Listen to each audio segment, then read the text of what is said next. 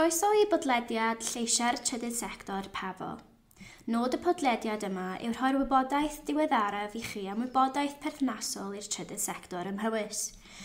Byddwn nhw'n canolbwyntio ar y pynciau sydd o bwys i chi a chodi ymwybyddiaeth a lleisiau'r cymunedau ar draws Powys. Welcome to PAVO's Third Sector Voices podcast. This podcast aims to keep you up to date about relevant information for the third sector in Powys, focusing on the topics that matter to you and raising awareness and the voices of the communities across Powys.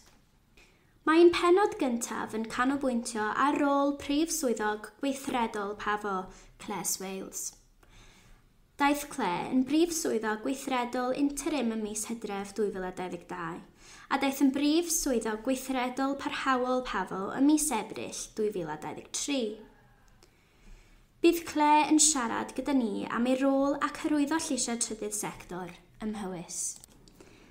Our first episode is focusing around the role of PAVOs Chief Executive Officer Clair Swales. Clair became interim CEO in October 2022 and became PAVO's permanent CEO in April 2023. Clair is going to talk to us about her role and champion third sector voices in Powys. What do you feel your experience brings to your current role, and how did you first get involved with PAVO? Okay, so I joined PAVO in April 2016. I had spent my previous years working in both local and national politics. I'd been a former county councillor. I had also worked for a Member of Parliament and Assembly members. And that was really about getting the voice of the individual citizen heard and helping them with their challenges and helping the community, trying to make it a better place for everybody to live in. So from that, and from my other roles, which also included being a retained firefighter and working in the local community and within a family business, I feel I've really got a range of skills to bring into PAVO. So I decided to give it a chance. There was an opportunity for a third sector broker, which then became the Community Connectors, but third sector broker when I first joined. And I gave it a go and was lucky enough to be appointed. So joined PAVO for that 6-month maternity cover post, and I'm still here now, 7.5 years later. So really when I started, it was about getting to know more about the wider third sector across the whole of Powys rather than just in the Breconshire area of the community. So expanding that knowledge, working with colleagues across PAVO to develop the third sector broker team into what became the Community Connectors. And my skills really of working across communities and working with statutory agencies in my previous role really helped to develop that. From there, I also took on the role of supporting Powys Befriending Service alongside the Community Connectors. So it really was about developing both of those teams and services. And then I was lucky enough just before COVID to be appointed Head of Health and Wellbeing. So that took in a lot more of the strategic partnership working. And again, that really links nicely into the work I'd previously done before coming along to PAVO. So that helped me to really adapt the services, but have that more focus on the wider sector and supporting that wider sector alongside health and wellbeing and development team colleagues. So it wasn't long after that we were thrown into the midst of the COVID pandemic. So it really was about that. Organisational skills, being able to react to the ever-changing picture, but being mindful of what that meant for people in our communities and the third sector organisations and groups in our communities, and how we as a County Voluntary Council could support them and support our statutory partners through that ever-changing period. Coming out of that, I'd always been quite ambitious, I guess, in terms of my role here at PAVO, and when Carl announced that he was leaving PAVO after 14 years to go and work with the Health Board as their chair, it really was that timely opportunity for me to see if I could step up into the role of Chief Executive. I was really pleased then to be appointed as the interim Chief Executive from the October, and then to move into that recruitment process. And then really lucky and really grateful to have been appointed as Chief Executive back in April. How has this shaped how you are championing third sector voices? It's been important to me from the outset to build on my passion and commitment to community and to helping people to have their voices heard. So I grew up in Hay and Wye. Both of my parents had time as the town mayor and my father was a borough councillor. So, you know, throughout my time growing up, it was always a part of me that was around supporting people, supporting communities and being kind of in that space and understanding that the voice of the citizen and groups is really important in shaping our future and ensuring that everybody gets an equal voice. So I grew up and was educated in Powys, and my children have been educated in Powys as well. And those communities are really, really important to me. So I've ensured throughout my time at PAVO that I've engaged with and listened to the third sector, from the small community groups to regional and national charities and voluntary organisations, and also hearing the voice of volunteers and the difference they're making. It's really vital to hear those positive stories and the difference community groups have played on our communities, but also to hear about the challenges as well. So my experience in growing up in the community and being part of different groups over time has really helped me to share the real life stories from the sector across a range of public and third sector arenas. And that's key to me as Chief Executive. I don't feel I'd be given that legitimate voice in those spaces on behalf of the sector unless I was hearing firsthand of the challenges and the good news stories that goes on across Powys. It's really important that I can give that a real true reflection, and that comes across then in those meetings. It can be quite easy for all of us in this kind of position to be in that silo working, and I've kind of seen that when I worked in politics before, being in that political bubble, and I really wanted to break out of that and have that true life meaning to those strategic conversations and really help use the third sector voices to shape some of those decisions that are being made for our future health and well-being and for our future generations and for the future of our climate. As Head of Health and Wellbeing, I was absolutely delighted to be able to work with a number of service user citizen reps with colleagues from PAVO, and they really helped to influence change both around the mental health agenda and the health and wellbeing agenda, and that around the Regional Partnership Board. And again, it goes back to that real life story and actually the decisions we're making in those settings, how that actually feels on the ground and the impact that that has. And I hope to continue to do that throughout my time here at PAVO. Through CEO Connecting, we have seen a wealth of groups you have visited with such a huge variety of service delivery. How does this support your role, and how do you share that knowledge within statutory and public sectors?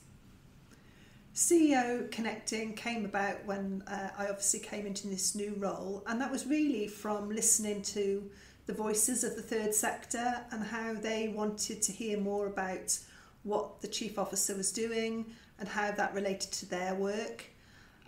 And the difference that those voices from the sector was making. So for me, it's about having that way of communicating through that CEO Connecting bulletin or newsletter back to the sector to say what I've been up to in my role. And I think that's really important, actually. You know, I could quite easily sit here in my office in Llandrindod and, you know, attend meetings and attend conferences and staff meetings and visit organisations, but what does that mean for the sector and what difference does that bring? So it's kind of two-way, really. It's also asks people for feedback around what I've been doing, but mainly it's about getting the news out to the sector around what I've been doing as the Chief Officer of the local CVC. So you can access that through our bulletins and on our social media platforms, and that normally comes out once a quarter. And there's been some really great feedback about the difference that's made, and that they can see how those strategic meetings in particular and meetings at a regional level, how they're connecting into my role and what they mean for Powys and Powys' third sector going forward. So for me, it really is important in terms of the visits you mentioned, like I said earlier, about getting that first-hand knowledge of what's happening in the sector and in the community, and of those challenges that people are facing, particularly now given the current financial situations, the cost of living crisis on the back end of the COVID pandemic, how that's affecting and changing service delivery, but also affecting the number of referrals coming into third sector organisations and their complexity.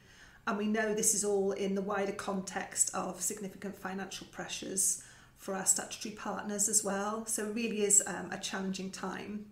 But I also want to use it in terms of championing good practice and those real life stories. And people say to me, it's the so what. So we gather a lot of information and a lot of evidence, but where does that go? So just to give you a couple of practical examples around that. The third sector is really good at collecting data and collecting case studies and stories. And that is because we have to apply for funding and we have to show the difference we're making for each pot of funding that we receive as third sector organisations.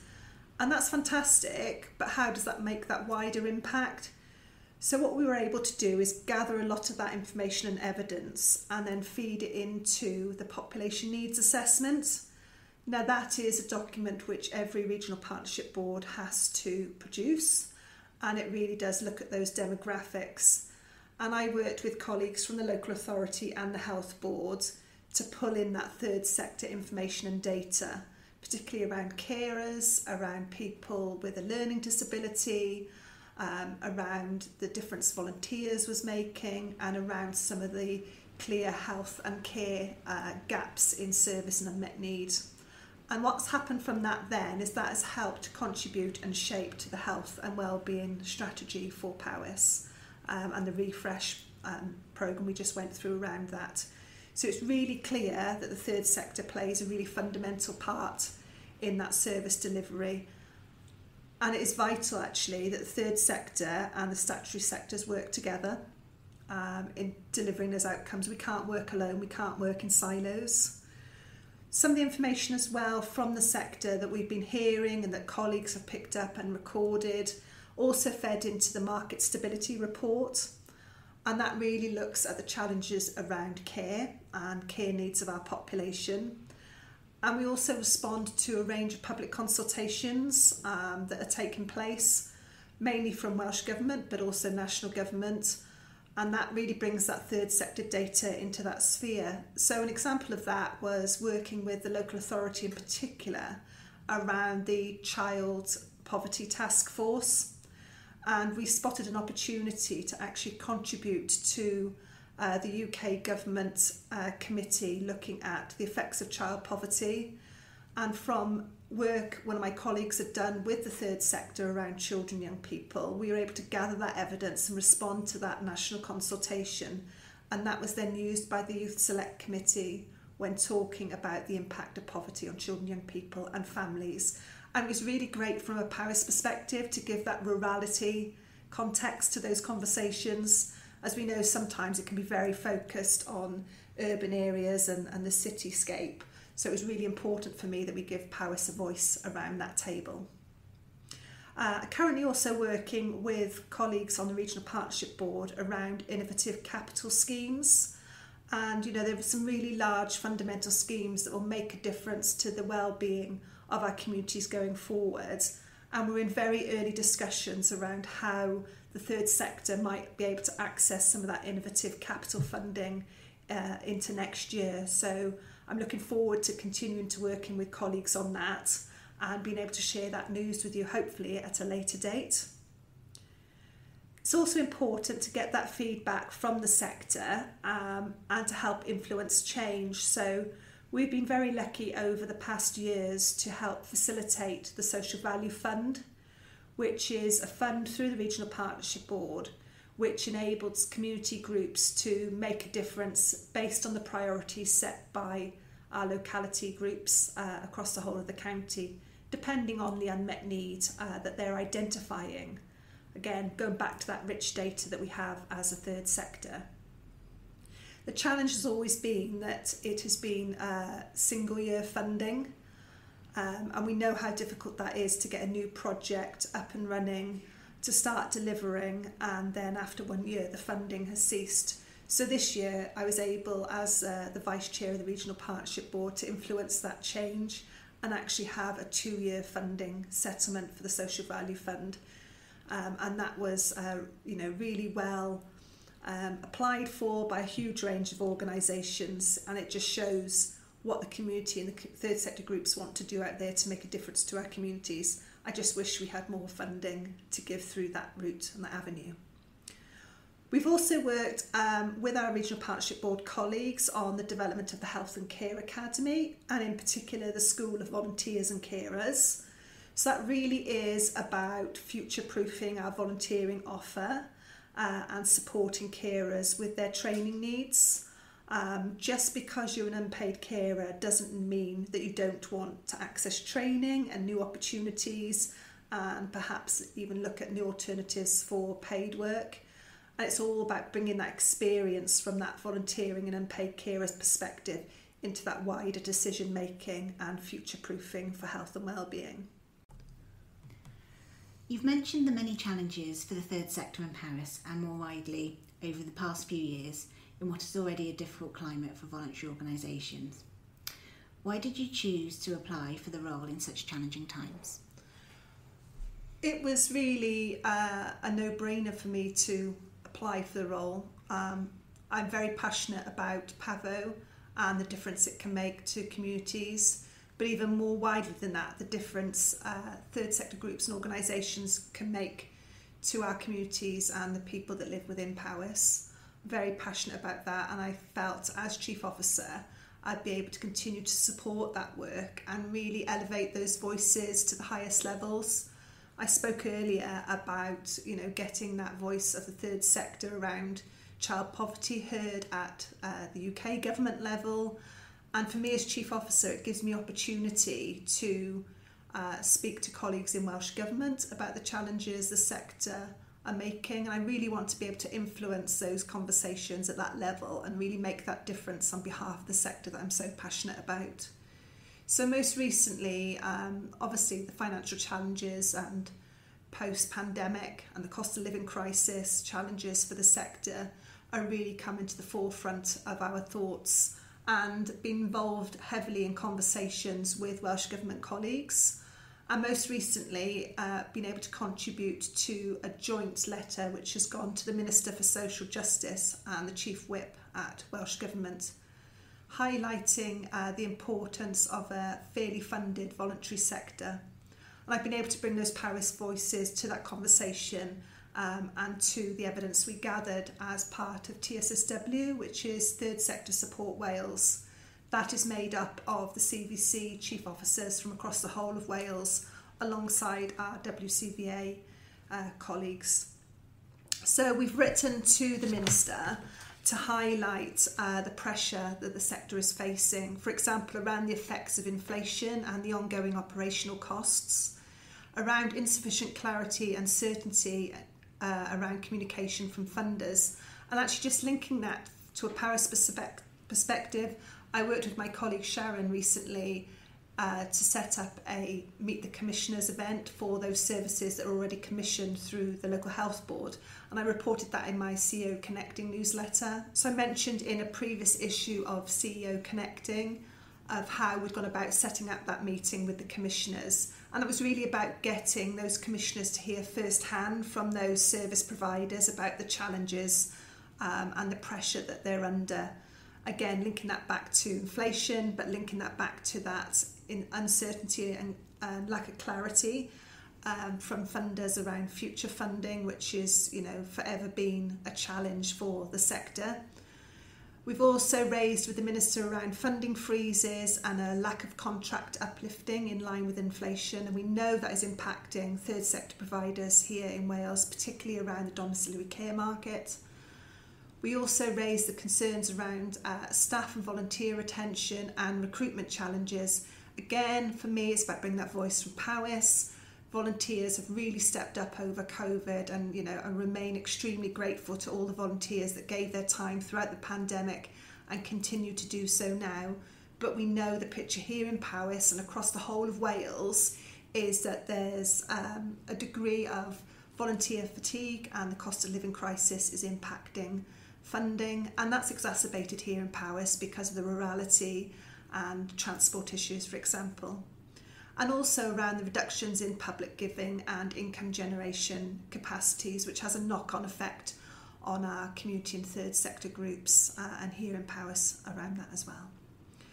So in terms of having that role as the Chief Officer and that collective voice through TSSW, Third Sector Support Wales, and in writing to the Minister, we have asked the Minister some pertinent questions around the challenges the sector is facing. So we have asked the Minister to work alongside the voluntary sector in tackling the crisis together, and the importance of working together both locally and regionally and nationally is really vital. And we've asked about raising with Welsh Government ministers and officials the issues facing the voluntary organisations due to funding pressures. So that's, again, I keep saying back to this, but it's about that Powys voice being heard at those different levels. We've asked about implementing the principles of the Code of Practice for funding for the third sector when making budgetary decisions. Assessing the Welsh Government funding decisions against the wider context of ongoing cuts, and ensuring there's a coordinated approach that does not disproportionately affect the voluntary sector. All too often, the voluntary sector can be seen as the easy cut. So it's vital, not just in writing to the Minister, but working with third sector colleagues in the third sector unit of Welsh Government to actually show them, again, linking back to that evidence of need, the evidence of the impact we're making, but also the consequences if budgets are cut, and that the voluntary sector absolutely should not be the easy cut to make. It should be one of the most difficult cuts to make. And finally, we raised with the Minister the importance about transparency around their decision-making processes and around making funding data publicly available. So you can see then, as Chief Officer, rather than just having that Powys single voice, it's about having that collective voice of partners across the whole of Wales, and it's about sharing best practice as well and learning from other areas. We do some fantastic things here in Powys, but I'm really privileged as Chief Officer to speak to colleagues across Wales and external to Wales actually, and to hear from them what they're doing and how they're facing some of these challenges. And I also then hope to bring some of that news and that ways of working back for us to look at with a Powys lens. We've talked about the past and present issues within the sector. Now looking to the future, what do you see as areas of development for the third sector in Powys? I think it's really important to say just how wonderful the third sector in Powys is and what a great job it does. Despite the challenges that it faces, the sector always manages to step up to deliver for people and communities. So in looking to the future, we just need to continue to build on that, but being mindful of the financial and external challenges that we're all facing.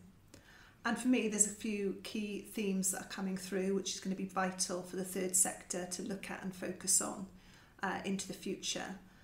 And the first one for me is around collaboration. It's really challenging when many organisations are applying for what ends up to be relatively small pots of funding, and it's such a competitive nature.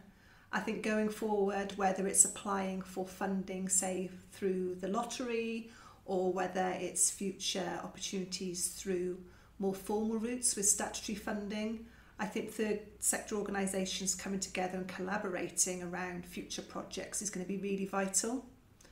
And the role of the social value and the Section 16 forums is also going to be important, moving from the not-for-profit models of care and support and really moving into that space of championing collaboration and joined-up approaches to models of care.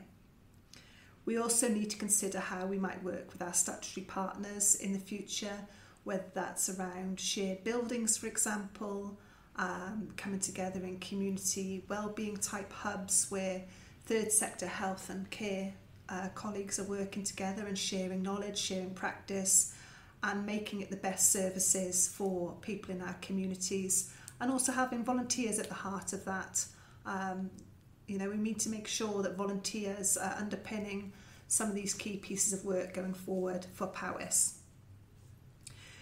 We need to continue to work in supporting development of the sector and new initiatives. I'm really proud of the work that PAVO does to support third sector organisations in developing new delivery programmes, and being mindful of the impact that short-term funding has and the lack of funding has on the sector, the service users, and ultimately the wider community impact. So it's around collaboration and continuing to champion that voice and supporting new funding initiatives as well. So really pleased that through the Shared Prosperity Fund we were able to attract funding of £450,000 as a grant scheme to the third sector to get that money truly down to those grassroots groups. So again, for me, it's about looking at those opportunities into the future that can provide that essential funding to the sector, but combining that with PAVO's third sector development support to look at how they apply for funding, what is really good practice when applying for funding, but how they can also work collectively around sustainability plans.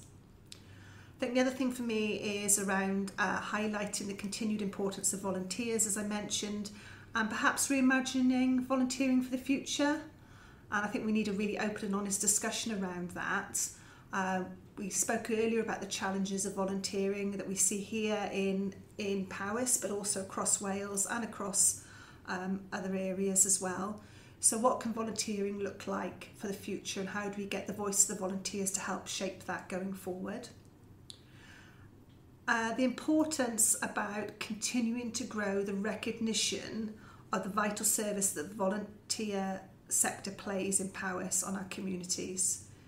I remember joining PAVO, and I quite often say this, I used to feel I was at the back of the room going, and the third sector, and felt I was a bit of a lone voice in some of those spaces, but COVID really turned that on its head.